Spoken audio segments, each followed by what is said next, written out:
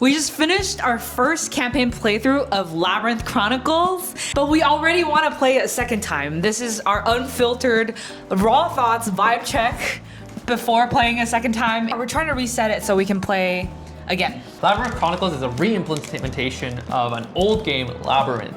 And so all the old elements are there. You're shifting around the maze, very tactile experience.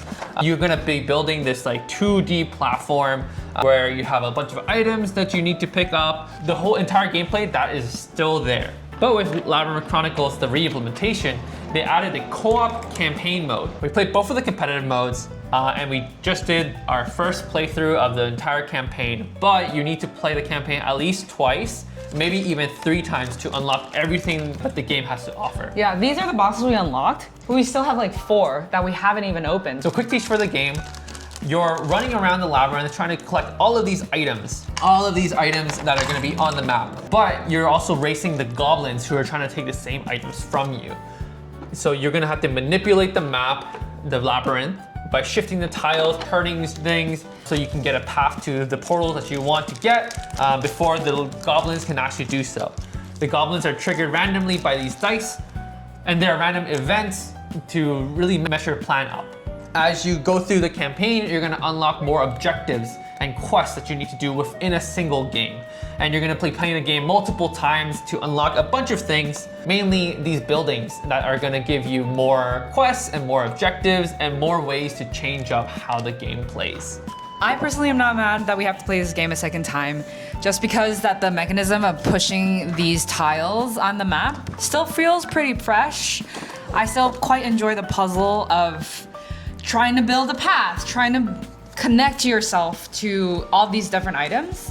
So it's still fresh in my brain, but I can see this not being something I would always want to return to. But 2 times, not bad. This might change at the end of the second campaign. So the thing with the dice is that there are 4 colors of goblins, which correspond to the 4 colors of portals that are on the map, which are your temporary goals of how you get the items. When you get a goblin for the first time, that goblin shows up on the map. It's kind of a warning of, hey, this item is gonna be gone soon if you don't get it yourself. So in a typical turn, you can get rid of 1 goblin. Like you can only capture 1 portal because you only have 1 move, normally. So with 2 dice, there are 2 goblins that are showing up. You're racing 2 goblins every single turn. That makes it super hard. And it just cascades. You're losing a little bit every turn, which doesn't feel good. With the buildings you unlock and the characters you unlock and the skills, it becomes easier for you to manage the goblins and get more items on the turn. But that progression is a lot more gradual compared to when we were told to use both dice, which just kind of happened like out of the blue. Yeah, it was like, oh, we thought it was easy. I even commented like, I think this is too kid friendly. I'm not having that much of a challenge. And all of a sudden 2 dice.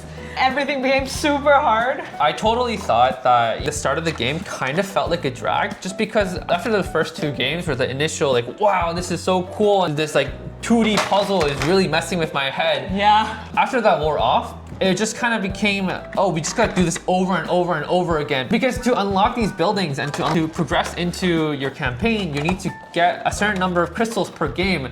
And that means you have to just do better. You just have to get more items and get more objectives and quests, which is just strictly harder to do as the game difficulty ramps up. Speaking of the unlockables, they're all packaged in these like very cute small boxes. Honestly, it's a little bit of a pain to manage because inside each one, there are a bunch of black bags. The first time you unlock it, you open one of these. The second time you do some of the quests, you unlock a second one and the contents inside. And then when you finally finish that, you get to unlock the third one. Kind of extra, you know? Like I don't really need that. I wish there was a better way that it was like kind of packaged. It's also a lot of plastic. And it doesn't really fit in the box. It's definitely making the cleanup and the resetting more of a pain than it needs to be. This game not only takes a lot of space, set up, tear down, also takes a lot of time. Also, when you unlock buildings and when you finish them, you get magnets. You just, to decorate the village of the fairies that you're trying to help rebuild. This is actually a add-on component. Normally you're supposed to put them in the back of the box. This is also magnetic, so it like sticks on. Kinda. This is so unnecessary. I like it.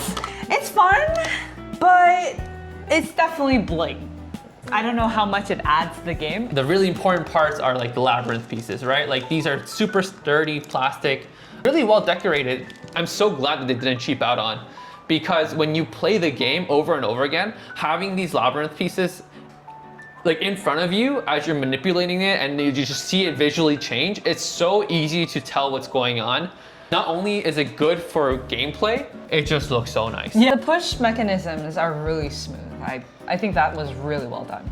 While we speak of add-ons, we also have the personal stories expansions. It gives extra character abilities and unlockables for the specific characters you're playing. You get specific quests that you have to do, like get this combination of items during a single game.